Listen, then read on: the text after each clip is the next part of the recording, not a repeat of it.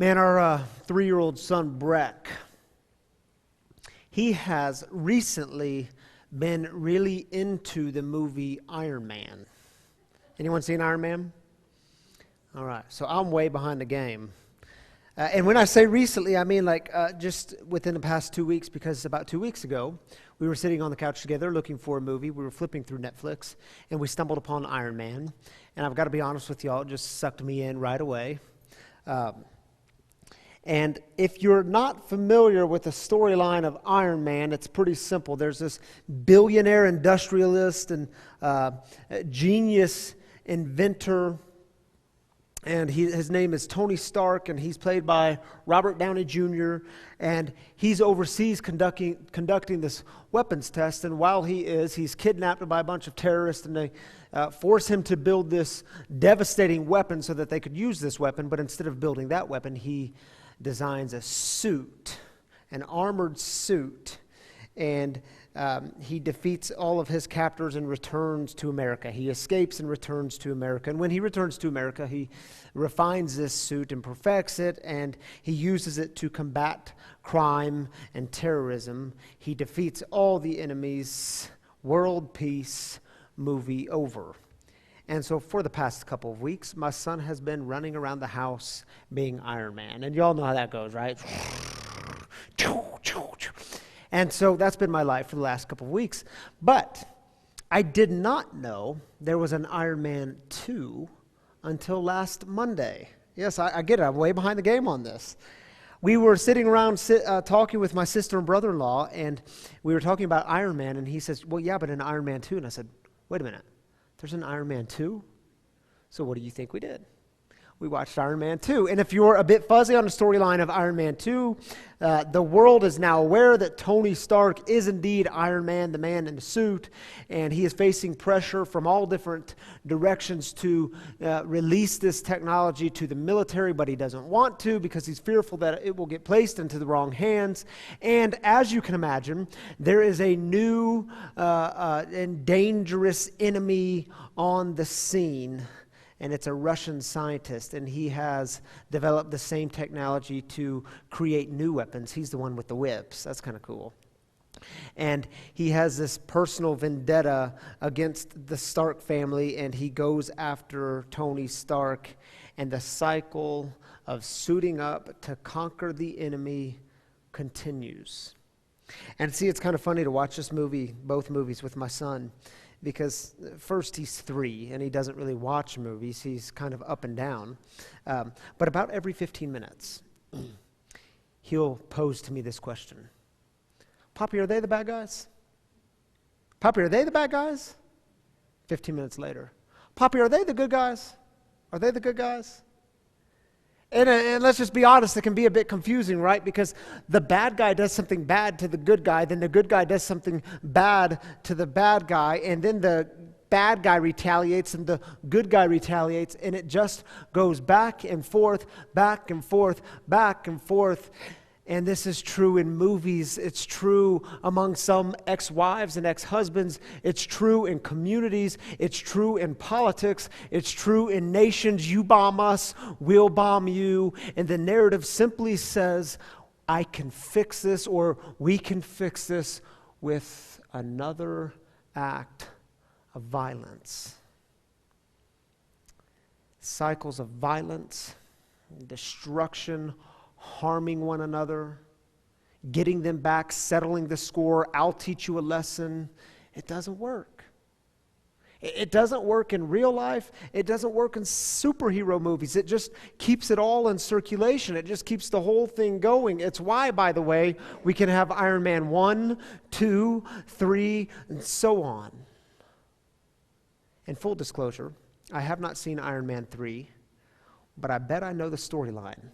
You know what I mean?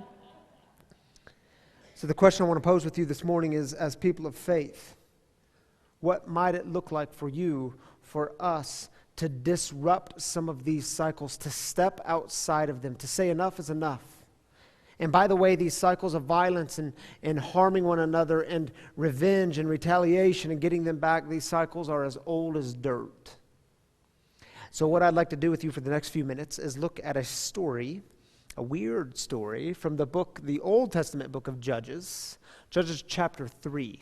Now, if you haven't read Judges recently, you got to brace yourself a bit, because it's a book that is filled with killing and assassinations and power struggles. It's a bit like the Game of Thrones. Any Game of Thrones fans?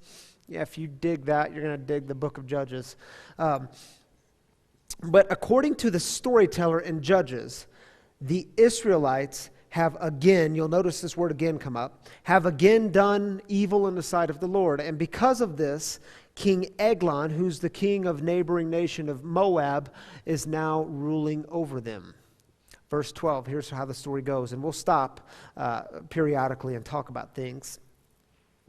Again, the Israelites did evil in the eyes of the Lord. And because they did this evil, the Lord gave Eglon, king of Moab, power over Israel.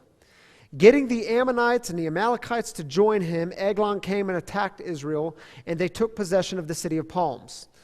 The Israelites were subject to Eglon, king of Moab, for 18 years.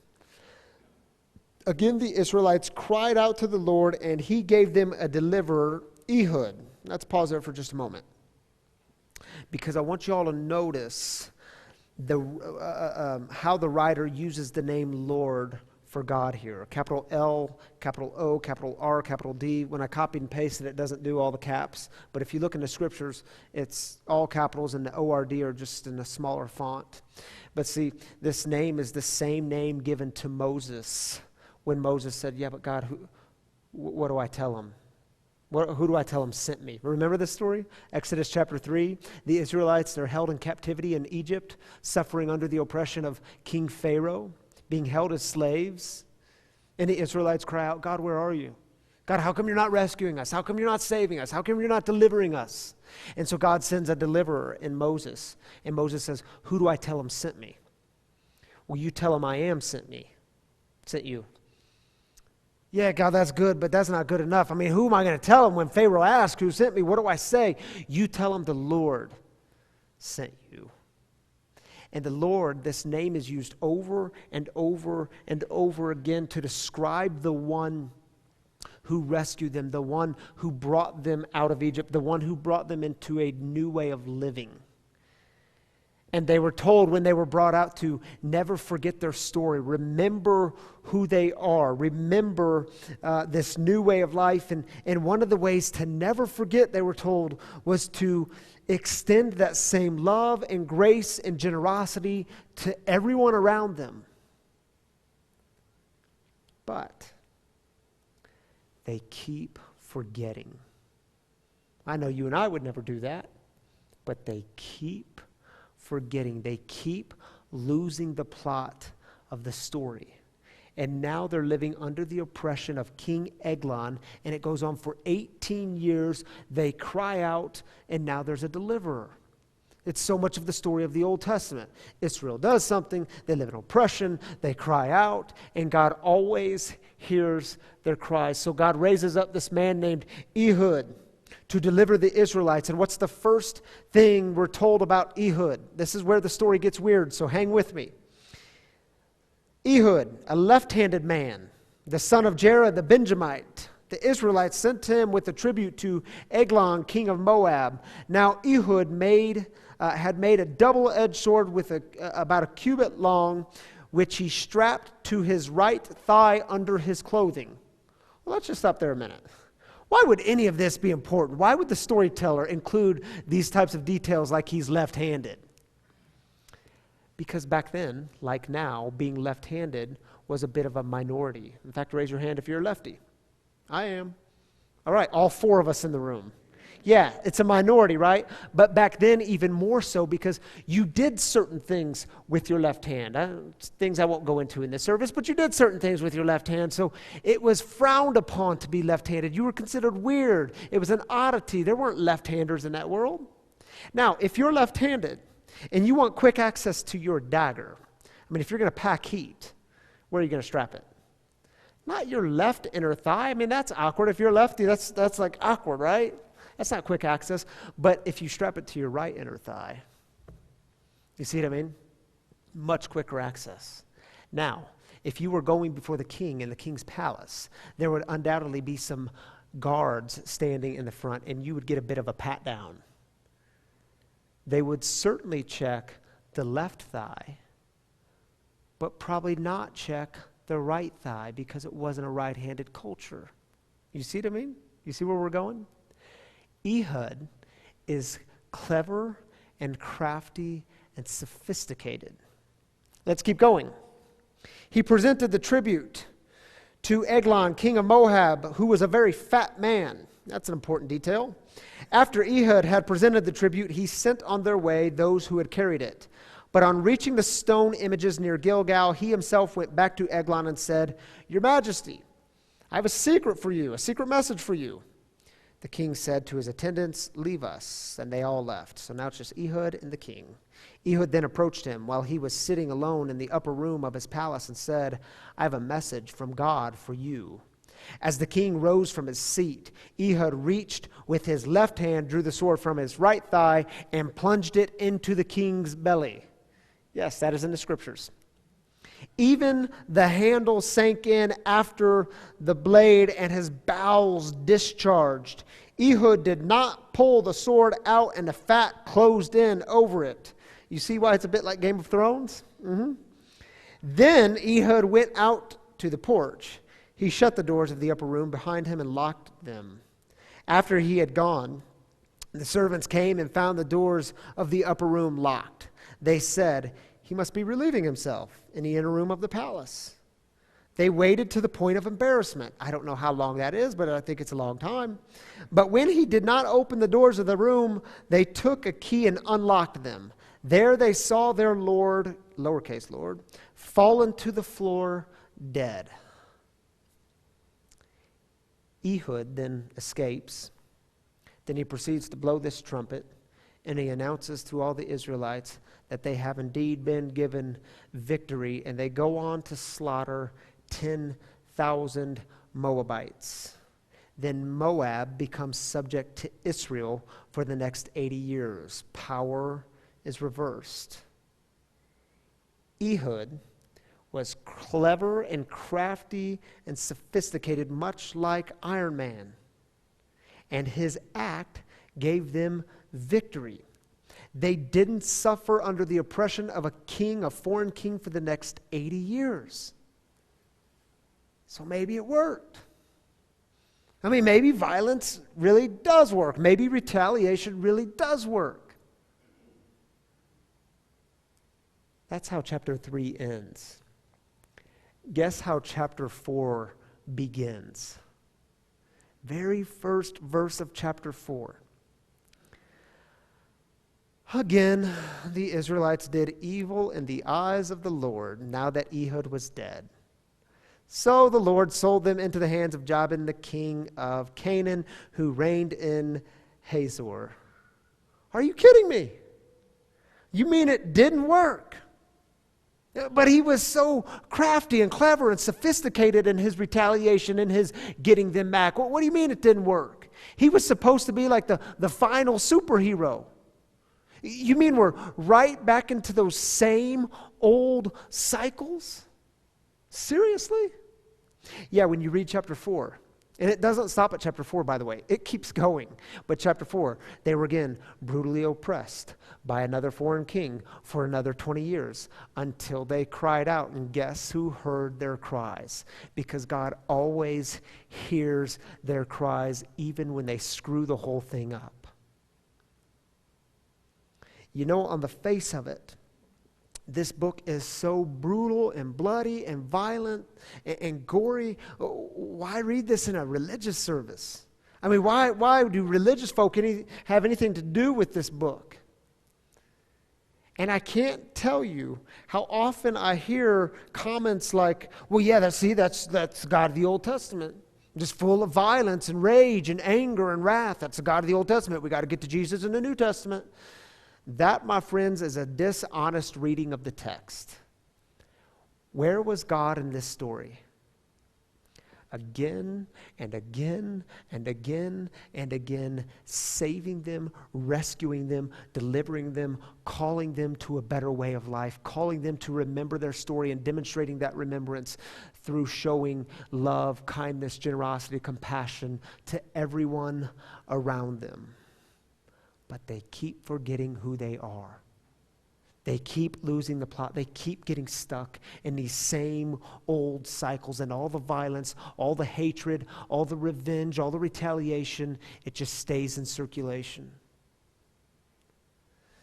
You see, my brothers and sisters, as people of faith, what does it look like to put down the double-edged sword? What would it look like for you, for us, to take the hatred, the violence, and the retaliation out of circulation, to step outside of the cycle? Because see, the myth of redemptive violence is the illusion that if somebody does something wrong or unjust or violent to you, you can fix it by doing something wrong or unjust or violent back to them. And see, if I'm honest, my natural impulse says, yeah, it'll work. This time it'll work. Because you really need to understand what he did to me, what she did to me, what they did to me, what they did to us. This time it'll work because, look, this time I'm going to be so clever and crafty and sophisticated in my retaliation, not like the other person. Oh, it'll work. I got to get them back. They bombed us, we got to bomb them. More and harder, of course. How's it working? How's it working in your personal life? How's that thinking working in the political madness that we are surrounded by day in and day out? How's it working? Is any of it really working? Well, Pastor, you just don't know what he did to me. You just don't know what kinds of wounds they created. I have to get them back. I have to do with them what they did to me. Really? Really? You're going to let someone's behavior determine when you throw your moral code out the window? Since when is that a good way to live? When is that a good way to live? What would it look like to put down the double-edged sword? Well, Pastor, that might make me look weak. I don't like to look weak. That's where the Apostle Paul kind of nailed it, didn't he? First century follower of Jesus. Picking up on the teachings of Jesus. He said, when you are weak, you are strong. When you walk the way of the cross, you are strong. Who wants to live that way, though? Who wants to live that way? You see, my brothers and sisters, as people of faith, as followers of Jesus, the way to expose these cycles is to actually die to these cycles, to step out of them, to say enough is enough, it isn't working. And it is the way of the cross. It's about dying to that whole old system of us versus them. You know what I mean? It's interesting. Nelson Mandela, he was imprisoned for, 27 years due to apartheid in South Africa? 27 years of being unjustly imprisoned. And when he was released, you remember the photos we all saw? Like this and a big smile? And do you remember what he didn't talk about? He didn't talk about, well, you whites that kept me in here, now we're going to teach you a lesson. Now we're going to show you what it's like to really be oppressed. Now we're going to show you what it's like to have the boot on your neck. Now we're going to teach you a lesson. By the way, does anyone really learn a lesson when you go in to teach them a lesson? No, it doesn't work that way. What did Nelson Mandela talk about? Do you remember? He talked about us. Us. And when he was talking about us, he was talking about all of South Africa, blacks and whites together. When he talked about us, he was calling us to a deeper kind of us, not an us versus them, but an all of us together. And see, in doing so, he was taking all the violence, all the hatred, all the revenge, all the retaliation out of circulation. He was saying no to the cycle, stepping outside of the cycle. What would it look like for you, for us, to put down the double-edged sword? to say enough is enough. I want to close with a quote from a biblical scholar by the name of Walter Wink. I've talked about Walter Wink here before. He's done lots of work around what we have come to know as the myth of redemptive violence. And in this book, I highly recommend, it's called Engaging the Powers. He says this: is there no escape from this myth of redemptive violence? Yes, there is, but it is difficult. To face the fear of enemies would finally require us to acknowledge our own inner evil. And that would cost us all our hard-earned self-esteem. We would have to change, struggling daily to transform or redeem our shadow side. We would have to see ourselves as no different in kind from our enemy, however different he may be in degree. It would mean seeing God in the enemy as we learn to see God in ourselves, a God who loves and forgives and can transform even the most evil person or society in the world. Amen.